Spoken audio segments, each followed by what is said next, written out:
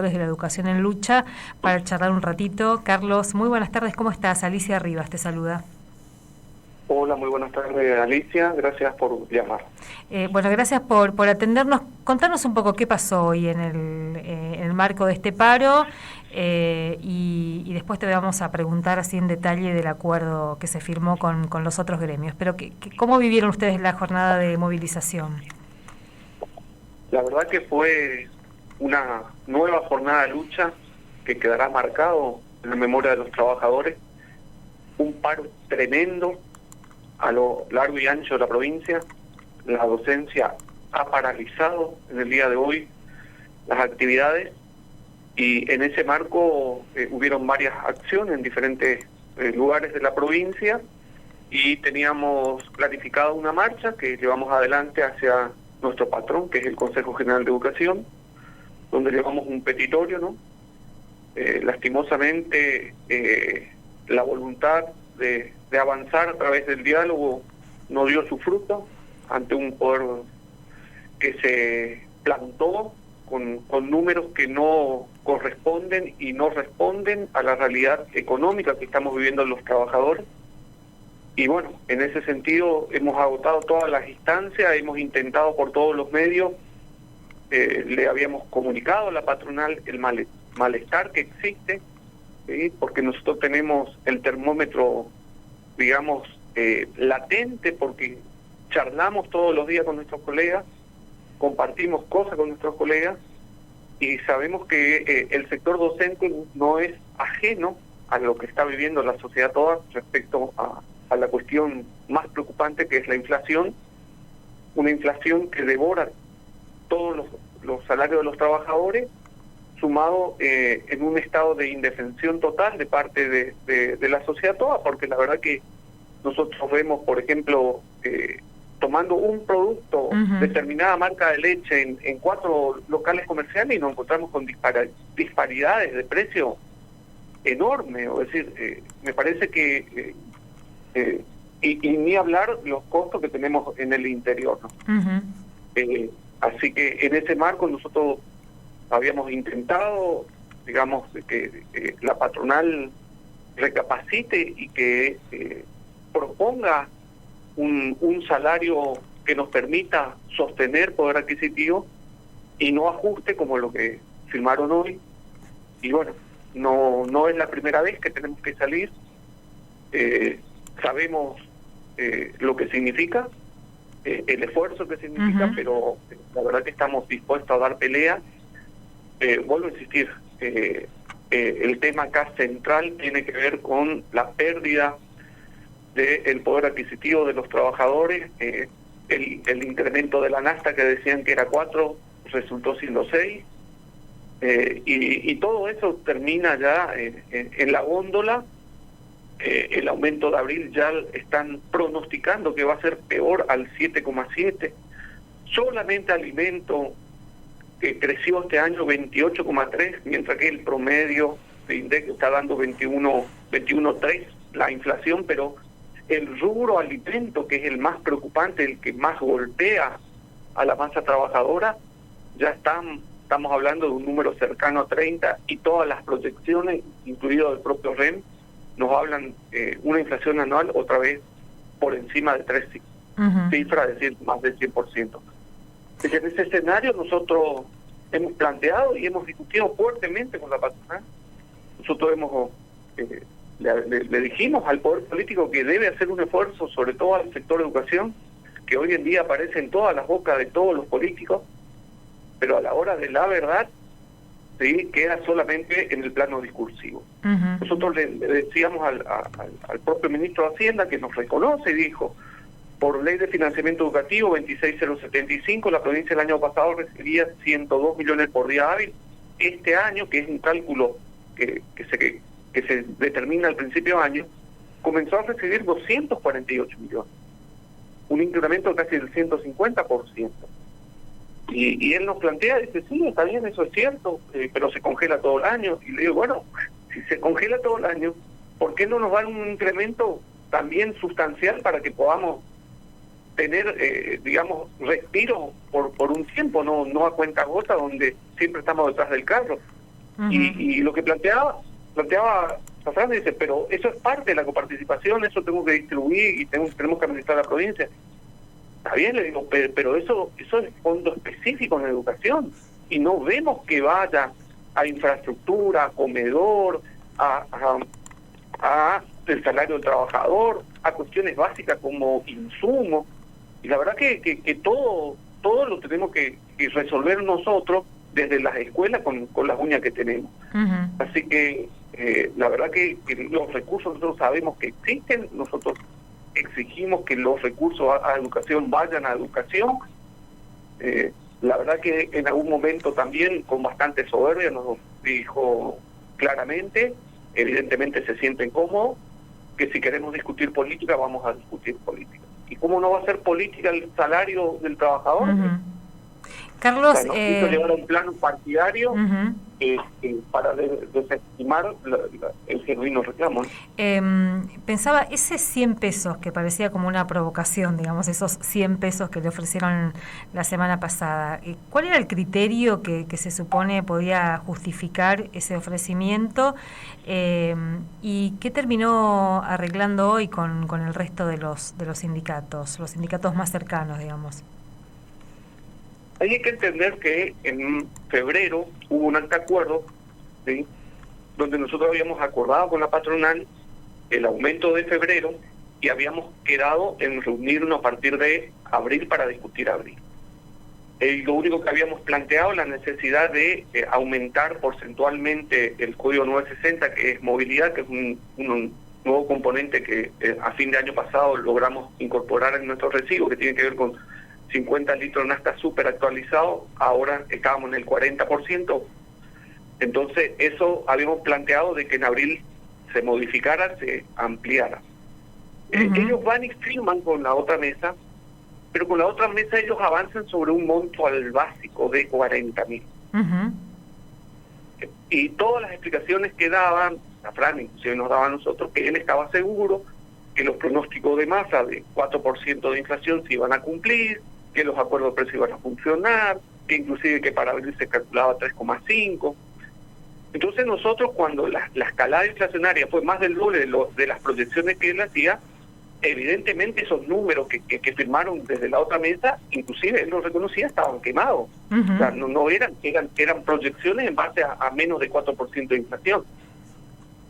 Cuando nosotros pedimos adelantar la mesa porque digamos la situación era crítica, en una ocasión no apareció porque dijo que no estaban dadas las garantías para que él pueda, porque había un grupo de gente frente a la escuela. Bueno, después hicimos una reunión virtual el miércoles pasado, donde él se seguía sosteniendo que eso que estaba firmado era el aumento de abril. Y nosotros le decíamos que estaba totalmente, digamos, insuficiente eso, y que necesitábamos recomponer. Entonces, cuando hicimos la presencial el día viernes, él sostiene eso, más allá de los argumentos que le dimos, de los recursos que le contamos, que él sabe que recibe. Entonces dijo, voy a hacer un esfuerzo milimétrico y le voy a ofrecer 40.100 pesos, 100 pesos más. Y la verdad que uno viendo, ¿sí?, la película ahora, esa provocación claramente tenía el sentido, porque en pocas palabras nos dijo, bueno, si no están de acuerdo con esto, hagan lo que ustedes quieran. Y esa fue la respuesta de los trabajadores.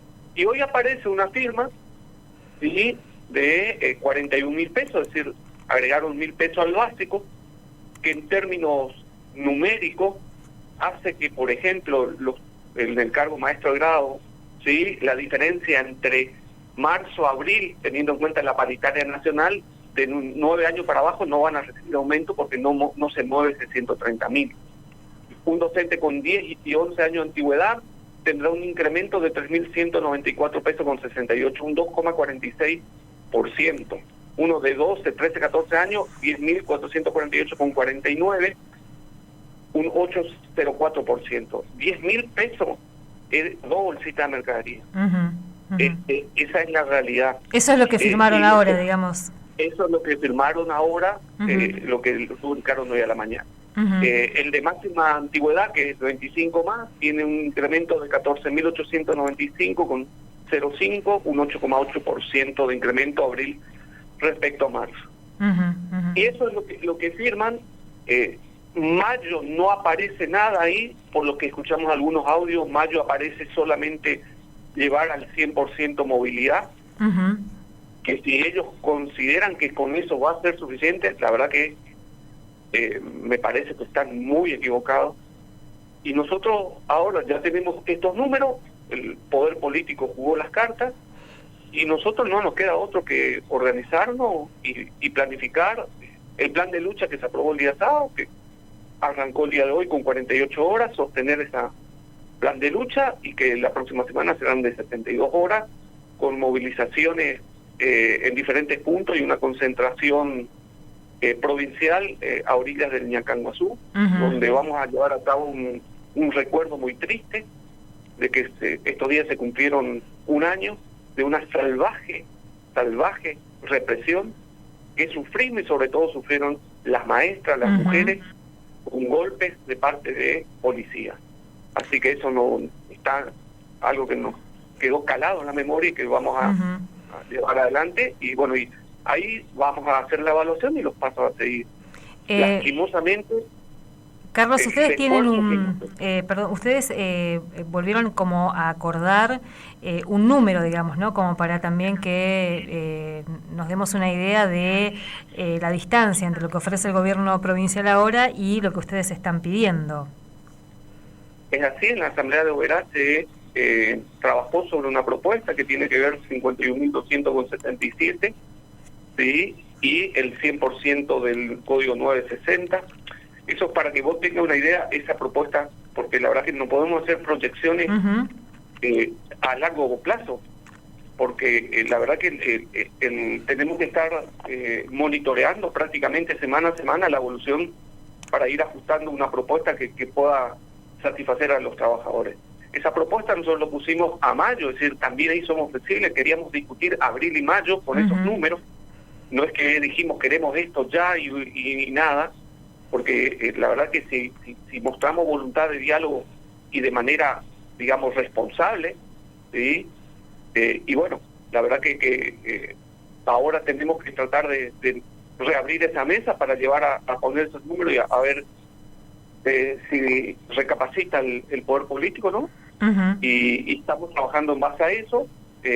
Vuelvo a reiterar, nosotros planteamos esos 51.277 al mes de mayo. Eso porcentualmente en el año significa un 60%, que tiene que ver con una pauta inflacionaria que va a estar, y quizás más, en el primer semestre.